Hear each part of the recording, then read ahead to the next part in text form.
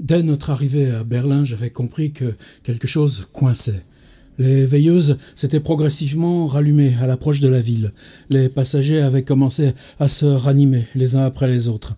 Les accros de plus en plus réguliers de la circulation parvenaient à tirer mes voisins de leur somme pendant quelques instants, mais ne suffisaient jamais à les réveiller totalement. J'avais précautionneusement entrebâillé le rideau, m'étais alors aperçu que le bus roulait toujours dans la nuit, retrouvant la pénombre après ces heures de trajet durant lesquelles je n'avais pas cessé de dormir. Les autoroutes s'était doucement transformé en rocade. Je remarquais avec excitation l'apparition de nouveaux motifs dans le paysage, des entrepôts, des parcs entrecoupés par des passages piétons. J'avais été l'un des premiers à rassembler mes affaires et préparer mon sac pour pouvoir quitter l'autocar au plus vite. Et tandis que les silhouettes voisines se mouvaient très mollement sur leurs sièges, un choc brutal avait alors secoué la cabine. La collision avait éveillé les voyageurs, fait tomber plusieurs sacs au milieu de l'allée centrale. Je m'étais retourné vers l'extérieur pour comprendre les raisons de cette secousse. J'avais remarqué la présence de plusieurs employés aux chasubles fluorescentes autour du véhicule. Après un moment de flottement, la cabine immobile avait de nouveau été agitée par un mouvement heurté vers l'avant, puis une légère glissade de recul, et l'autobus s'était encore immobilisé dans un bruit grinçant de tôle froissée et de friction métallique, sans qu'il ait été besoin de nous présenter les motifs de cet arrêt. À quelques mètres à peine de notre point d'arrivée, nous avions rapidement compris que le bus s'était engagé sous un portique, trop petit pour lui. Les membres de la compagnie se succédaient au volant de l'autocar pour tenter de nous sortir de ce piège ridicule, en faisant crisser des pneus sans succès. Et après avoir confirmé à l'un de ses collègues qu'il n'y avait rien à faire, que ça ne passait pas, notre chauffeur s'était résigné à nous laisser descendre ici. J'avais vite rejoint les portes du véhicule, m'étais empressé de récupérer ma valise dans la soute, remarquant quelques traces safranées sur mon épaule. Partant de là, c'est une longue dérive dans la ville qui m'avait conduit au plus près de la réalité présente. Une errance purement lucide, inquiète et intuitive. J'avais rapidement quitté les abords de la Zentraler Omnibusbahnhof et m'étais aussitôt mis en marche vers l'adresse communiquée par Hitomi. Je remontais le cours des avenues berlinoises, en tâchant de discerner les nuances de cette ville plongée dans la nuit, et c'était toujours cette même sensation indécise qui revenait à mes yeux à mesure que les scènes défilaient, une vague impression dont je devinais l'empreinte au fil de mes visions changeantes. Les artères se déroulaient pareillement avec leurs larges chaussées, leurs éclairages tombants, et tandis que j'avançais sans prêter attention au volume bétonné qui s'alignait dans le décor, j'avais commencé à saisir l'ambiance de ces paysages sommaires et désolés. Mes pas hasardeux m'avaient conduit vers des zones plus animées, et quand j'avais voulu consulter le plan de mon téléphone pour vérifier que je ne faisais pas fausse route, je m'étais ravisé, pensant que je n'avais qu'à marcher vers l'est. Je vais ainsi continuer à parcourir Berlin. Je marquais l'arrêt à la jonction de plusieurs boulevards génériques en pensant qu'il n'y avait pas de rond-point au Japon, et m'interrompait face à un gratte-ciel noirâtre à la façade chromée, immédiatement rattrapé par le souvenir de cet avion glissant sur les vitres de la tour quelques heures plus tôt. J'avais fini par avoir l'impression que je divaguais sans but précis, et après quelques minutes, m'assurant à nouveau de ma bonne orientation, je m'étais rendu compte que les lueurs urbaines s'estompaient peu à peu. Outre les carrefours voisins de la gare routière, les lampadaires s'étaient fait de plus en plus rares à mesure que j'avançais vers l'est berlinois. J'avais songé quelques instants aux stigmates visuels de la segmentation passée de la ville et m'étais alors fié à cette extinction progressive du paysage pour tracer mon chemin. Une dizaine de minutes plus tard, ne me trouvant plus qu'à quelques encablures du lieu indiqué par Hitomi, je m'étais immobilisé à la vue d'une caméra de surveillance. Après avoir remonté une longue avenue bordée de châtaigniers qui permettait de rejoindre le quartier de Neukölln, j'étais arrivé à la hauteur d'un passage piéton, m'étais arrêté le temps que le petit symbole placé de l'autre côté de l'artère passe au vert. J'avais longuement observé les contours des bâtiments plongés dans la pénombre. De grandes barres d'immeubles se succédaient de chaque côté de la rue et hébergeait au rez-de-chaussée des échoppes aux devantures éteintes. Mais quand le feu piéton avait subitement changé de couleur, j'étais resté immobile à regarder cette caméra suspendue au poteau d'un réverbère. Braquée vers moi, L'appareil, accroché à un support coudé, demeurait embusqué dans sa nuit. Sa matière noire trahie par le clignement discret d'une lumière rouge et les reflets de cette lunette optique que j'avais passé de longues minutes à dévisager froidement. Les nombreux événements prévus à l'occasion des célébrations du 30e anniversaire de la chute du mur de Berlin s'accompagnaient d'une présence policière sans précédent dans la capitale allemande. Une foule immense était attendue à partir du lendemain matin pour l'ouverture de cette grande journée de festivités, mais plus que la maîtrise de cette affluence hors norme et des cérémonies officielles, les autorités craignaient surtout le déclenchement de mouvements protestataires. Une bonne partie de la jeunesse européenne s'était en effet donné rendez-vous pour prendre part à ces événements auxquels elle ne se sentait pas invitée, et des centaines de milliers de manifestants avaient déferlé sur la ville au cours des dernières heures en formant divers rassemblements sans commune mesure avec ce qui avait été imaginé. Mes yeux demeuraient rivés sur cette machine pointée dans ma direction, et après avoir compris pourquoi des dizaines de fourgons militaires jalonnaient mon parcours, je m'étais aperçu que de nombreuses caméras avaient été dispersées un peu partout autour de moi pour tisser un réseau de surveillance infaillible. J'étais resté immobile encore quelques minutes, puis traversant la rue sous ces regards mécaniques et menaçants, j'avais tenté de figurer la forme de mon corps dans leur cadre, les mains rougies, la poudre aux yeux.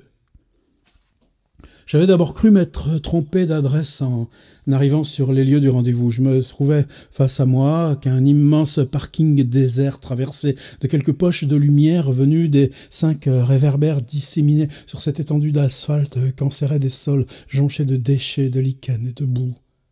Après un long moment d'inquiétude, j'avais fait quelques pas sur le bitume en tâchant de comprendre quelque chose au plan qu'affichait mon téléphone.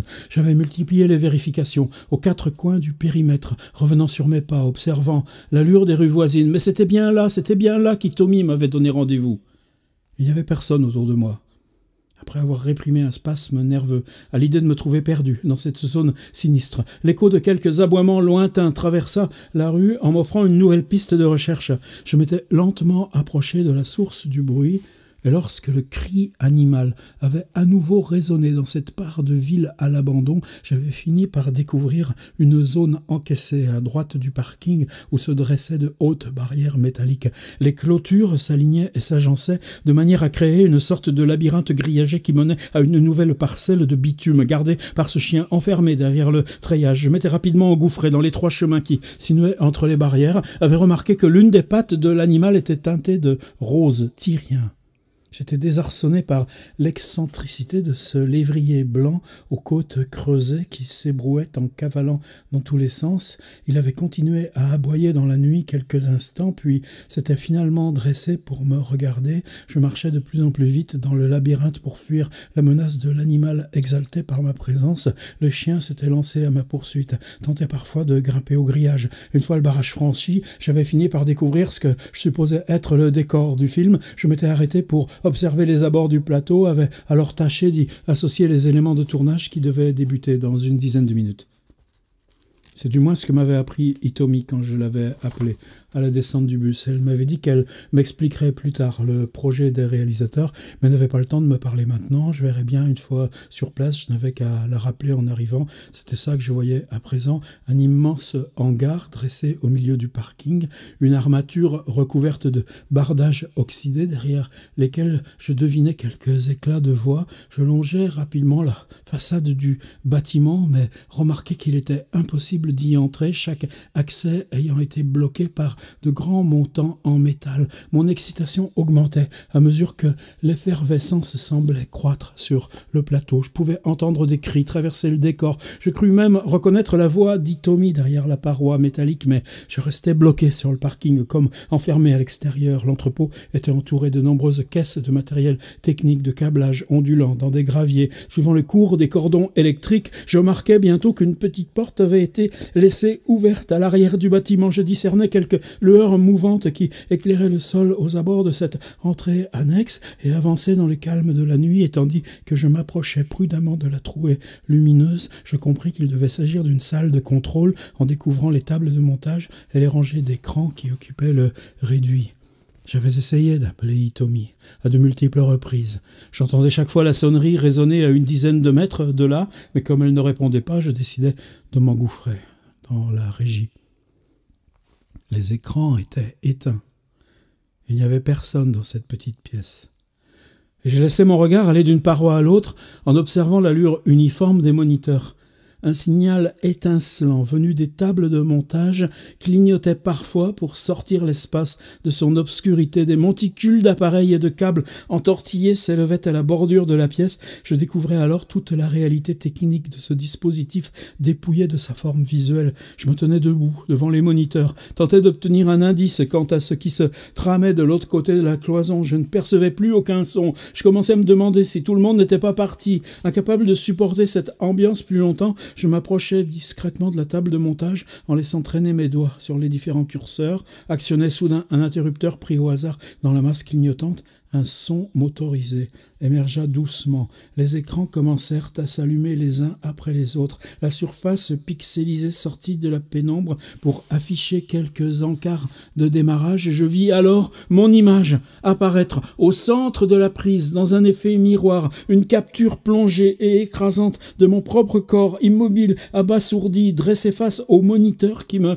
retransmettait. Dans l'écran, mes traits semblaient s'être affaissés, fatigués, cernés, comme dégoulinant sur le sol. Je regardais mon visage sans contenance se répliquer sur toute la largeur de la mosaïque télévisuelle. C'était une sensation étrange de contempler mon corps dupliqué plus d'une vingtaine de fois, d'affronter mes propres yeux qui me fixaient d'un regard vif et hébété, et tâchant alors de reprendre mes esprits en suivant le contour de ma silhouette. Je n'eus pas même le temps de m'arrêter sur la forme de ma valise que je sentis déjà une présence à mes côtés. Dans un élan de panique, je rassemblai rapidement mes affaires, tentais de trafiquer tous les boutons de la table, rendre leur noirceur aux écrans. Face à l'échec de mes manipulations, je compris que je ne pouvais désormais plus m'enfuir. Tâchais d'adopter une attitude aussi naturelle que possible, sans rien montrer de mon énervement et de ma fatigue. Mais quand ma présence intruse finit par me rejoindre dans la salle de contrôle, alors même que je pensais découvrir un visage réprobateur fixé pour me regarder de travers, le garçon s'approcha de moi dans une normalité désarmante, s'arma d'un sourire franc pour me dire qu'il me trouvait mignonne.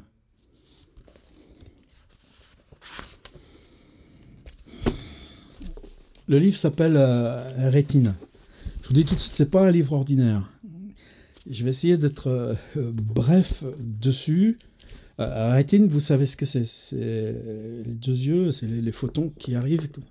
Il se trouve que donc le rapport qu'on peut avoir à la réalité, si on l'organise par le visuel, ça passe par la rétine. Mais il se trouve que dans ce livre, Rétine, par exemple, si vous fouillez un peu sur Internet, sur Théo Cassiani, vous verrez que son premier livre a longtemps été annoncé sous le titre de Pourpre. Pourpre, c'est la couleur du musicien Prince, etc. Et puis lui, il va vous développer des théories. On a des petites molécules sur la rétine qui permettent justement de distinguer les couleurs ou pas. Et cette molécule pourpre, finalement, c'est elle qui sert à distinguer les formes en amont des couleurs. Enfin, en tout cas, c'est pas vraiment une couleur. C'est le chien voit monochrome, le cheval voit monochrome. C'est cette molécule... je ne me rappelle plus le nom savant, mais en tout cas, purpurine. Où est-ce qu'on va avec ça? Il y a une histoire quand même. C'est-à-dire, le réel, on le connaît. En même temps, justement pour quelqu'un là qui a juste une génération de moins que moi, je pense que le rapport aux images, aux masses d'images mémorisées, aux masses d'images accessibles, à la façon dont le réel propulse des images de lui-même pour nous inciter à l'interpréter ou à nous tromper dans cette interprétation, ou comment les images se fabriquent elles-mêmes comme fiction pour refabriquer de l'illusion de réel, en une génération, ça a basculé. Vous savez aussi que combien d'artistes travaillent, par exemple, quand j'étais à l'école de Cergy, donc avec des gens qui sont de la génération de Théo Cassiani, certains qui le connaissent très bien d'ailleurs, énormément travaillent avec des banques d'images, ce qu'on appelle les found footage. Vous prenez sur Flickr, vous savez, dans l'écriture sans écriture de Kenneth Goldsmith, il y a aussi plein aussi d'exemples de ça, c'est-à-dire comment on peut collecter algorithmiquement des images, comment on peut refabriquer de l'illusion de réel avec ces images trouvées. Ça peut être complètement passionnant. Regardez les images de Google Street View, faites, allez chercher le blog d'Olivier Odazava, Dreamland Virtual Tour, Odazava qui publie chez Inculte, on y reviendra aussi sur celui-là. Et donc, il y a un narrateur, une narratrice, puis question de genre, c'est pas tellement important. Enfin, en tout cas, il y a ce jeu entre l'auteur Cassiani et puis la narratrice. Chercher, trier des banques d'images. Il se trouve que c'est pour justement une artiste contemporaine dont les installations utilisent ces grandes banques d'images aléatoires, etc. Donc tout d'un coup, la personne-là qui vous raconte l'histoire est, elle, immergée dans la quête, le tri, l'organisation, la convocation et l'installation de ces possiblement infinies banques d'images urbaines qu'on trouve sur le web. Alors attendez, c'est pas fini, parce que précisément, par exemple, c'est beau comme histoire, c'est-à-dire que plein d'étudiants qui ont des milliers d'images comme ça, ou qui travaillent tout le temps avec les banques algorithmiques de quête d'images, je pense aussi aux reconnaissances faciales et à tous ces trucs-là, mais comme par hasard, il prend le nom d'une artiste, je vous laisse après aller chercher les détails, qui est parfaitement connue, parfaitement réelle pour ce genre de travail, mais qui évidemment n'était pas du tout au courant de l'existence de ce livre avant qu'il soit publié. Donc tout d'un coup encore, là aussi, la question, l'installation de la fiction, je prends exprès le mot, ce qui s'installe de fiction par la quête d'images trouve sa légitimité et son côté implacable parce que précisément cet artiste travaille de façon internationale au Japon, transporte l'exposition peut-être à Berlin, et que ça, on n'est pas dans de la fiction. Donc vous voyez, est-ce que ça suffit à faire un livre? Ouais, ça peut suffire à faire un petit livre. Il y en a plein des petits livres chez cet éditeur fameux qui s'appelle POL, mais on va en parler de POL après. Simplement, il se passe autre chose. Il se trouve... Alors là, c'est compliqué parce que, justement, en allant essayer de comprendre ce qui se passait dans ce livre, tout d'un coup, j'avais pas de repère. Bon, qu'est-ce qui se passe là-dedans? Qu'est-ce que c'est ce voyage? Pourquoi je n'arrive plus à interpréter la réalité? Vous avez vu cette traversée de Berlin, cet autocar, etc. C'est-à-dire que chaque instant de l'expérience, même un putain de bus qui accroche un parking au-dessus, bon, ça nous est tous arrivé, ce genre de conneries, mais est-ce qu'on traverse Berlin? Non. Tout d'un coup, cette banque fabuleuse d'images possiblement rassemblées sur Internet devient le mode de vie et d'interprétation, là, de la narratrice. C'est-à-dire que, tout d'un coup, rétine, ça veut dire que les images ont été phagocytées et deviennent le mouvement même d'entrer dans le réel. C'est-à-dire que on n'a plus... La phrase n'assemble pas du réel, la phrase construit événement, scène, action, donc réalité cinétique multipliée à partir de ces bribes d'images, bribes d'images, bribes d'images, bribes d'images qu'on les reconnaît tous. Des images de plateaux de télé, de plateaux de cinéma, on a tous vu. Un clébard derrière des grillages, on sait comment les retrouver. Mais la poétique urbaine, imaginez un Damasio, tiens, qui saurait mettre ses phrases debout. En gros, je dis ça méchamment parce que j'ai grande révérence pour la façon dont Alain Damasio est un poète de l'urbain. La façon dont, dans son énorme brassage, émergent comme ça des figures poétiques urbaines. Et ben là, cette poétique urbaine, elle se nie comme poétique, elle devient la réalité même de la fiction, parce que à chaque syntagme, de virgule à virgule, elle est une image qui change, qui se transforme, parce que la narratrice est devenue elle-même son mode d'action et d'appréhension du réel. Et là, chapeau. Alors je dis exprès tous ces trucs, est-ce que j'exagère? Non. Simplement, du coup, avertissement. Si vous aimez la littérature tranquille, Théo Cassiani, rétine, laissez tomber, c'est pas pour vous. Si vous aimez le sport, si vous aimez la littérature pour la littérature, si vous avez pris goût chez POL à des gens comme Valère Novarina, balancez-vous dans Théo Cassiani. Et prenez ça, non pas comme vous raconter une histoire, mais comme nous raconter nous dans notre présence à la ville. Alors, pourquoi je disais que je regardais sur, vous savez, sur POL, donc c'est le directeur commercial Jean-Paul Hirsch, qui, depuis très très longtemps, je crois qu'il y en a maintenant au moins 600 ou 700, quand les auteurs viennent signer le service de presse, c'est ce qu'il me l'a fait, lui, cette andouille. Ils vont pas regarder. Ouais. Cher François Bon, tac, tac, tac, je vous dis pas la suite. Merci Théo. Donc quand les auteurs viennent faire leur gribouille, Jean-Paul, il met un appareil sur un trépied, des fois même il le tient à la main, on voit que ça tremblouille, et puis il leur demande de raconter. Qu'est-ce qu'ils ont mis dans le livre? Puis ensuite d'en lire des bouts. Ben là par exemple, ça m'a tout d'un coup aussi renversé la lecture. Cassiani, qu'est-ce qu'il dit? Qu'il ne sait pas reconnaître les couleurs. D'où le rôle de cette truc pourpre-là. C'est-à-dire, qu'est-ce que vous faites quand vous ne distinguez pas vous avez vu le petit passage avec le petit bonhomme du feu rouge? Quand vous êtes dépourvu, autrefois on disait daltonien. C'est un peu plus compliqué que ça, hein. C'est pas tout d'un coup on inverse le vert et le bleu. Non, c'est comment on vit au monde, comment on lit les livres, comment on lit le poème, comment on organise sa propre phrase si on ne sait pas ce que c'est que la couleur. Sauf, justement, cette purpurine. Alors de temps en temps, c'est pour ça que je dis que c'est un exercice de vertige, mais c'est jouissif au possible. Je ne m'attendais pas à ça. C'est-à-dire que de temps en temps, par exemple, là on est chez Prince, Purple Rain. Tiens, allez donc voir aussi une chaîne YouTube qui s'appelle Purple Palace. Il y en a plein des purple dans tous ces trucs. Et bien, de temps en temps, cette couleur monochrome vient et envahit la prose avec des espèces de mouvements qui sont plus que des formes. Et rien que pour ça, je vous assure que le travail là, sur la déconstruction de la couleur, sur ce rapport de la couleur dans l'urbain et tout, et ce qui se passe dans ces...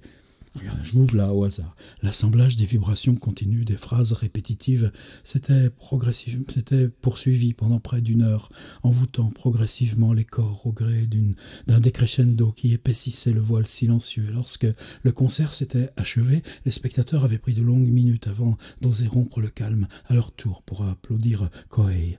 Mon ami s'était rapidement échappé de la scène pour rejoindre la salle, remerciant les spectateurs, etc., etc. On est là au Japon, et puis ça parle pas de couleur et tout ça. C'est pas grave. En tout cas, vous avez la musique de Théo Cassiani. Alors, si vous l'écoutez lui sur la vidéo de POL, oh là là, faites ça après le livre et pas avant.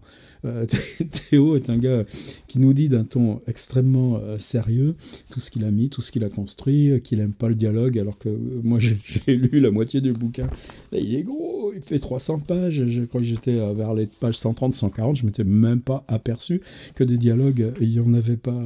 J'ai pas besoin d'avoir savoir ces raisons. Par contre, cette histoire de forme de couleur et ces formes de... comment le titre pourpre est devenu le titre rétine, c'est-à-dire que tout d'un coup, vous avez vu cette espèce de face-à-face avec caméra, on est devenu nous-mêmes l'outil visuel, c'est-à-dire ce jeu de réel et de la vision. Et le fait que qu'est-ce que c'est l'art, qu'est-ce que c'est l'esthétique, c'est rendre du sens. Non, c'est pas aller vers le sens, c'est nous rapprocher dans la présence. Et nous rapprocher dans la présence jusqu'à l'aigu, jusqu'à ce qu'on soit transpercé. Eh bien ça, il y a de grands artistes qui font ça en utilisant précisément aussi ces banques, en utilisant le in situ. Regardez, il y a un côté chez POL aussi. Œuvre d'Édouard Levé, vous savez, 533 fragments en 5 lignes. Et ben, tout d'un coup, imaginez que là, on est le 533 bis œuvre d'Édouard Levé, et puis qu'un truc en 3 lignes, ce sera écrivez-moi en 420 pages, quelqu'un qui travaille sur des banques d'images, et puis à force d'assembler ces images, sa perception même du réel devient une suite permanente de fragmentation d'ekphrasis dépourvues de couleurs, et qui tout d'un coup passe de Paris à Tokyo, à Berlin, à Bruxelles, et qui revient dans une description du monde général où la réalité n'est plus que ce que la rétine vous en donne. Et je pense que si vous dites, là où vous achetez votre bouquin, votre libraire, je veux pour combien il coûte ce truc?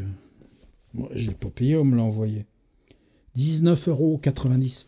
Je veux pour 19,90 € de folie sur le réel et la vision. Bah, à ce moment-là, vous ne serez pas déçus. Prenez ce truc comme ça. Puis peut-être que parmi d'entre vous, il y en a qui aiment le Japon ou qui vénèrent ou respectent le Japon. Foncez. Il y en a peut-être qui vénèrent et respectent Berlin comme folie de ville-monde, comme New York. Tiens, peut-être que Théo Casciani, ça serait bien qu'on t'embarque à New York et que ton deuxième bouquin, tu le fasses là-bas. Alors, bon, j'arrête de déconner en même temps. C'est sûr que quand on ouvre Rétine, d'abord on se dit... bon, il n'y a pas de hasard, ce gars, je l'ai croisé. Je l'ai croisé à Marseille, à Montevideo. Qu'est-ce qu'il faisait à Marseille? J'en sais rien, puisque il vit moitié au Japon, moitié à Berlin, et puis qu'il a passé beaucoup de temps à Bruxelles, qu'il est même artiste, que les formes même, comme ça, avec ses envahissements de couleurs et ses installations, il les pratique lui-même. Il y a un site internet un peu bâtard, mais en tout cas, on voit qu'il fait ça, que ça compte dans sa vie. Et ce gars bah, il a fait Sciences Po, qu'est-ce qu'il est parti faire? Mais à Sciences Po, moi, les 4 ans que j'y ai passé, combien j'en ai vu d'étudiants qui partaient à l'autre bout du monde et puis qui vous écrivent « Ouais, là, j'ai monté un truc Emmaüs au Paraguay, et puis là, voilà qu'est-ce que j'en fais de mon manuscrit, etc. etc. » Bon, j'ai presque fini. Donc Théo Casciani, un gars très gentil, et puis là, qui me sort une histoire. Ouais, si, pardon, le motif de l'entrée en contact, vous savez, dans nos masters création littéraire. En France, on échangeait beaucoup avec mon école d'art à Cergy, on faisait des stages, un truc, et c'est une école d'art de Bruxelles qui s'appelle la Cambre, qu'il y a ce atelier des écritures contemporaines fondé par Gilles Collard et ses copains. Et là, le principe, c'est qu'on vient pendant 1 an et que régulièrement, 2 jours par semaine, viennent par exemple des gens comme Mathias Sénard, et puis il y en a plein d'autres avec qui on ne fait pas des ateliers d'écriture comme moi je fais pratiquer, mais c'est prendre le travail, l'énoncer, le truc. Donc c'était notre manière d'entrer en contact avec Théo Casciani, mais l'histoire qu'il m'a racontée, c'est autre chose. Il est au bout de ce manus. Il envoie à POL. A priori, c'est du gros et du costaud par rapport le côté un peu soft de POL dans la masse de sa production. Et quelques semaines plus tard, POL l'appelle, téléphone, comme ça il faisait, et avec sa voix un peu douce, précautionneuse, il dit « Alors je compte bien qu'on se voit pour parler du livre. Ce sera la première semaine de janvier, si vous voulez bien. » Et vous savez qu'il y a 2 ans, en Guadeloupe, POL et sa compagne se prennent un chauffard qui venait en face. C'est évidemment un énorme choc pour nous tous. Donc, il n'y a pas eu le rendez-vous, mais c'est le dernier livre sur lequel POL s'est engagé, comme disant je le publie. Après, vous savez que Frédéric Boyer a repris les rênes de POL vers le mai-juin suivant. Et donc, Frédéric, en s'asseyant dans le bureau de POL, et Frédéric, hanté aussi par d'autres deuils, je pense que tout ça devait résonner, s'est retrouvé avec le manuscrit de Théo Casciani. Et c'est le premier contrat que Frédéric a signé en tant que nouveau directeur POL. Alors rien que ça aussi, bon, ça n'a rien à voir avec le bouquin. Il se trouve que c'est un bouquin fou. Je trouve que c'est un bouquin magistral. Je trouve que c'est un bouquin qui résonne de tout le bazar de notre siècle, mais où cette question de l'image, On est tous perdus dans les images. Voilà un livre qui nous réconforte sur le fait qu'être perdu dans les images, peut-être c'est la façon aujourd'hui de continuer de marcher. Alors, c'est un peu bizarre pour des vieux schnocks comme moi. J'ai fait mes ateliers à Sciences Po. Et le plus rigolo, c'est que t'es pas venu au mien. Eh ben non, il n'est pas venu au mien. Bon, c'est pas grave. Bon, j'arrête de parler. Optogramme. Puis vous débranchez de la vidéo quand vous voulez. Moi, je continue de lire. L'homme se tient debout sur le toit d'un immeuble. Tous les étages sont éteints. L'édifice ne forme plus qu'une ombre surmontée par la lueur d'une enseigne commerciale. Je me suis arrêté aussitôt après avoir entendu un bruit sourd, et si je n'ai d'abord pas su détecter l'origine de ce son, l'écho d'un nouveau geste m'a confirmé la présence de quelqu'un sur le toit. Le terrassement est occupé par quelques rambardes métalliques, un lot de câbles électriques, entre lesquels semble progresser ce corps que je ne parviens pas à distinguer à cause de la perspective. Le haut de sa tête finit par surgir au hasard de nouveaux déplacements. Son profil va et vient fébrilement sur le toit, se dévoile peu à peu à mesure qu'il progresse dans ma direction. Les bras tombant le long des hanches, l'homme s'est redressé, maintient son regard à l'horizon. Il reste immobile quelques secondes, puis reprend son avancée. Son allure assurée laisse à penser que sa destination ne fait aucun doute, mais les traits de son visage trahissent les questions qui l'habitent. Peut-être se demande-t-il pourquoi le toit est garni de gravier, ou si l'avion tourne toujours dans le ciel. Et le seul bruit de ses foulées ponctue le bourdonnement de la ville endormie. Après avoir jeté de rapides coups d'œil autour de lui, le corps bifurque brusquement vers la droite, vient s'interposer entre ma position, le halo de l'enseigne.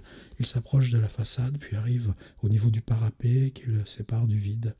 Les contours de sa silhouette découpée dans la nuit, sans plus d'hésitation, l'homme relève sa jambe gauche, pose le talon sur le muret qui borde le toit, terrasse le parapet si mince qu'il doit conserver cette posture flottante quelques instants, avant de trouver un autre appui en plaçant son second pied dans le prolongement du premier, les orteils pendus dans le vide pour ne pas chavirer un pas après l'autre. L'homme poursuit son cheminement sans détourner les yeux, portant toujours son regard au loin. L'étroitesse de la bordure l'oblige parfois à ralentir, à ramener son poids vers l'avant, puis se balancer pour garder l'équilibre. Il entrouvre les bras en déliant ses doigts ou rabaisse violemment le buste pour se stabiliser. Après quelques secondes de suspens, reprend sa progression en posant le pas suivant comme si de rien n'était au fil.